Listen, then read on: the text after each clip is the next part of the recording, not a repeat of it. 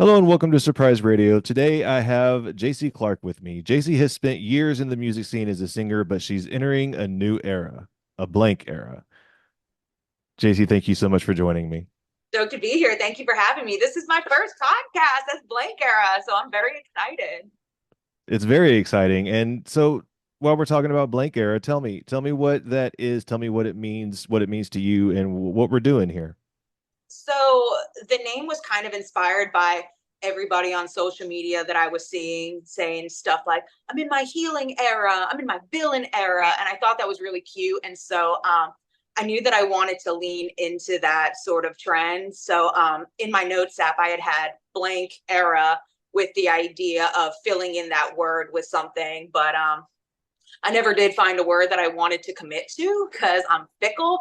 But then that inspired me that maybe blank should be the word because we're all humans. And I don't think that you should pigeonhole yourself into ever just being one thing. So I felt like not only was it really symbolic of my own personal clean slate, blank page, but also hopefully to inspire others to step into and switch up their lives whenever they feel necessary. Now, this is blank era. This is something new.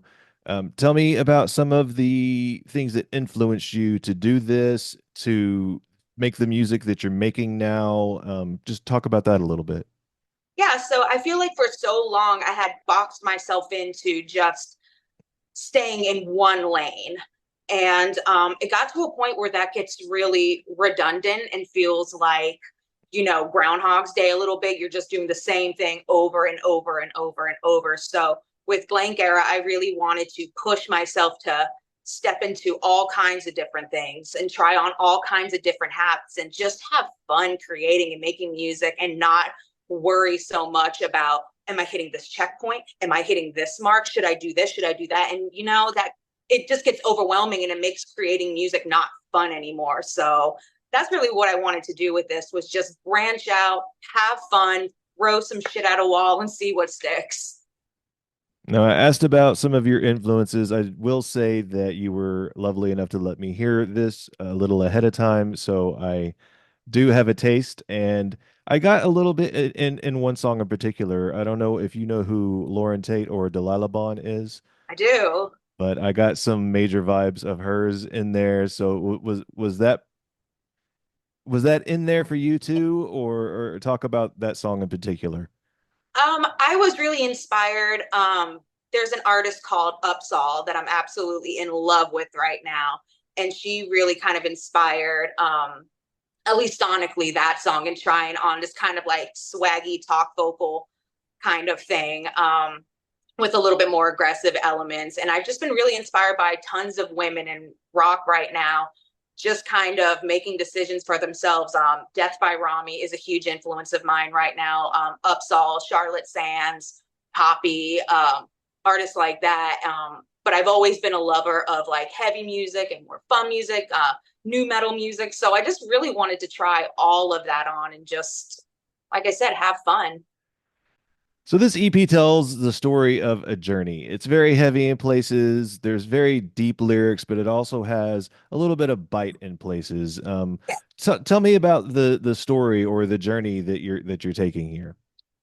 So Rotted was kind of inspired by a period of my life where I was just feeling really beaten down by life in general. And so I just decided to step back and deep dive into why I felt so numb and exhausted and like the kind of exhausted that sleep cannot bring you back from.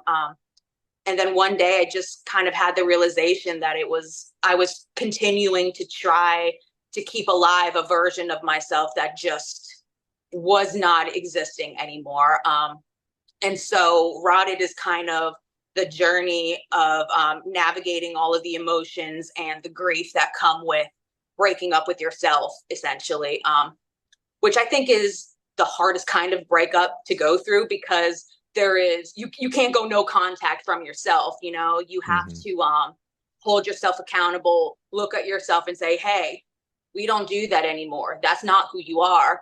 And allow yourself to break free from these things that kind of keep you stuck and miserable, which is tough. And it's a really awkward and brutal process to go through. So Rotted was a really great way for me to kind of put all of those emotions on metaphorical paper and work through all of those weird emotions.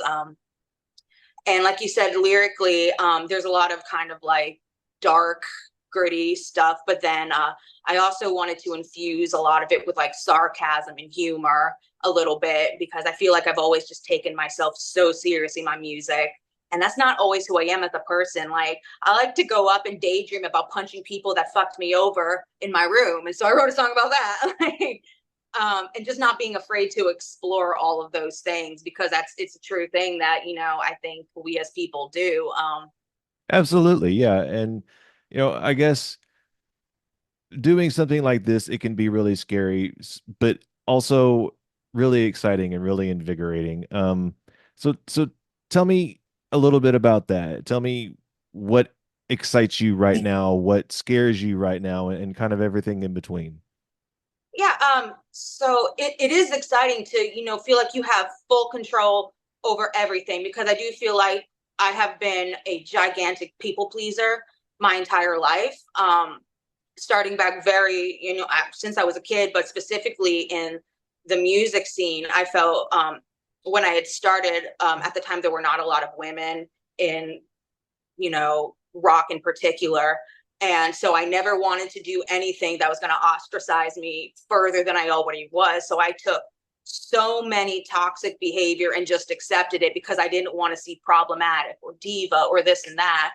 And and then when you're working with a bunch of people, sometimes you feel like uh, you have to empathize with them because, again, you don't want to step on too many toes. And I found myself allowing myself being a victim of other people's circumstances until you wake up and you realize I have been catering to everybody except myself. And so I'm really excited to prioritize me and my own needs for the first time in I can't even tell you. And that's really exciting and it feels super liberating. But like you said, it is also very scary because it's easy to want to revert back to your comfort zone where you feel safe, even if it's something that's making you miserable. And then I also wanted to kind of talk about, so you keep talking about how this is you branching out. This is your project. This is you telling the world, fuck you. I'm going to do things my way, at least for a little bit. And if not a little bit, for forever. And if you don't like it, there's the door. Yeah. I wanted to kind of ask if there is a team going here or if this is really just JC Clark doing everything and just kicking ass. And Um, if there is a team, of course, this was where I wanted to give you a chance to shout them out. Sorry for cutting you oh, off. yeah, absolutely. So, I mean, I had the concept for all of the songs and the way I wanted it to sound. I worked with my producer, Kyle Odell, who I've worked with for forever. He's my favorite songwriter. I trust him.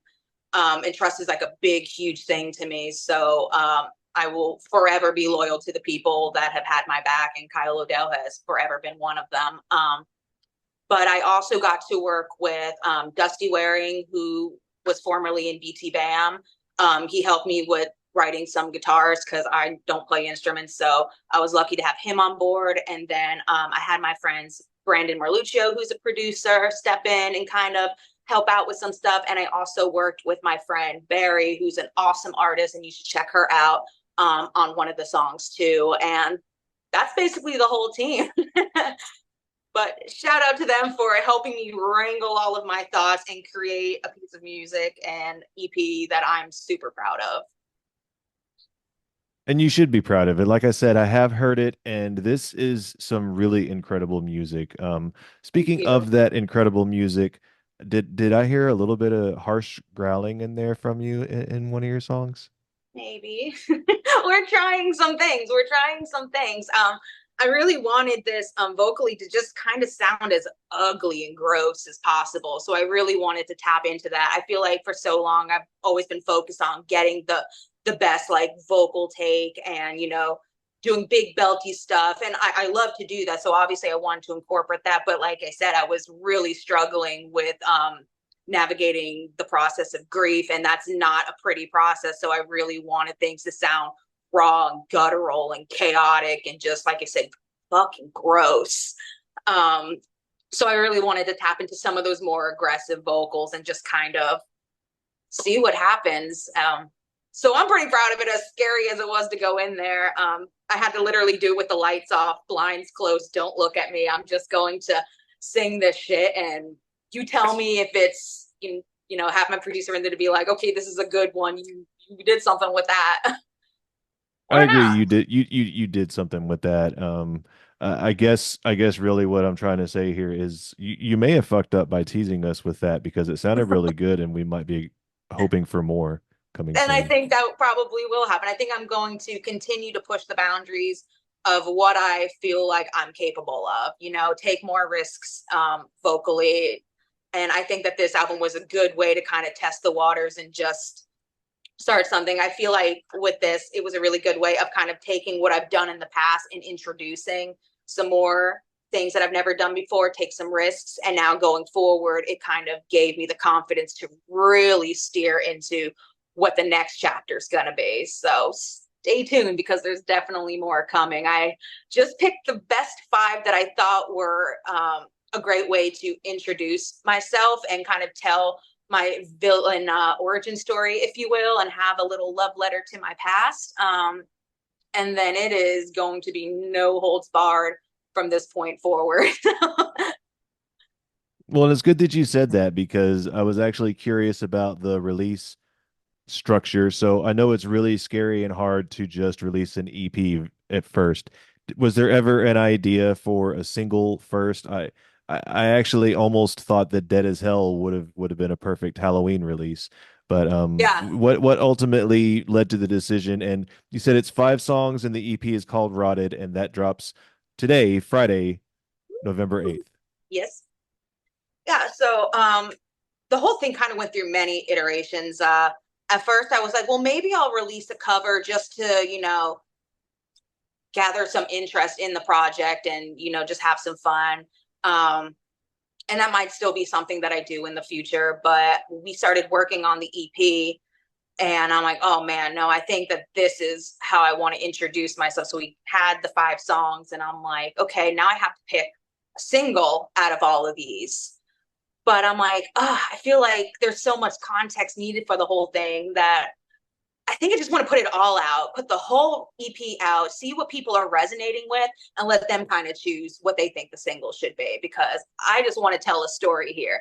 And, That's what I was let's going to see. say was you definitely did tell a story, so I can totally understand that thought process. Yeah. So I'm a brand new artist. Doing a singles thing doesn't really matter. Like I have the freedom to do whatever the fuck I want right now. So why not just take the risk, drop it all at once? Let's jump into the water like fully. Like I said, have all the songs out there. Let people tell me what, they think their favorite song is, and we can go from there. Because I do want everybody involved. There's been people who have been following me for 10, 15 years at this point and have followed my journey. And I don't have a career without people supporting me. So please be a part of it. I love that. And speaking of that, I happen to have seen you play live quite a few times. I got lucky to be Yeah. able to say multiple times, and you have one hell of a stage presence. So Thank that you. leads me to wonder, is there going to be a live presence for Blank Era, or is this going to be more of a studio type situation? I would absolutely love to take Blake Dara on the road. It just when the time is right. Touring is very Absolutely. expensive, requires a lot of moving parts, and I'm just going to keep creating music while I figure that stuff out and, Of course. let people get to know me, get to know the music. And if people want to see me on the road, then I'm coming and I'll make it happen. But for now, we're just going to put out the music, see what people think, kind of start building the whole thing. And then eventually somebody take my ass out on the road. I promise I'm a really good touring partner. I keep to myself and I just hermit, but I'm also fun sometimes, I think, when I'm not crying and anxious. Just have a Yeah, lot you, of you emotions. you actually do get a little anxious sometimes before a show, don't you? But you know what? You're not wrong. You're a lot of fun, and like I said, you put on a hell of a stage presence. So your process is what it is, and that's what you have to do. Yeah, I just want to be smart about everything the best that I can and make sure that it makes sense so I'm not totally losing my ass out there. And, hopefully that's something that is coming sooner rather than later because I absolutely love being on stage. It is the one place where for 30 minutes to an hour or however long, I can completely just immerse myself in what I'm doing and not let the old gremlins that go on up here take over my entire existence.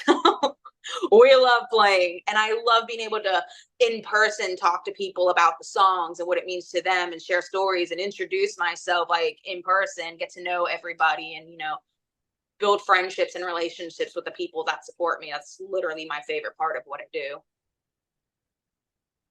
Well, JC, I have to ask if there's anything that I didn't ask you that you wanted to make sure to tell everybody, because, like we keep saying, you are starting from scratch right now. And Yeah.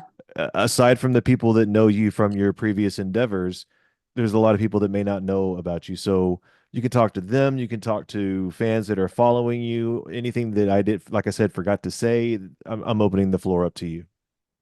I mean, just follow me on all the socials, hit me up, and get to know me that way. I'm trying to be a lot better about letting people see me for who I am instead of always putting on the smiley, happy go lucky face. And because I think that's what people want to see, I'm trying to be a little bit more open to, letting people see behind the mask that I typically wear. And so, um, yeah, follow me on social media, get in the comments, let's talk, let's chat.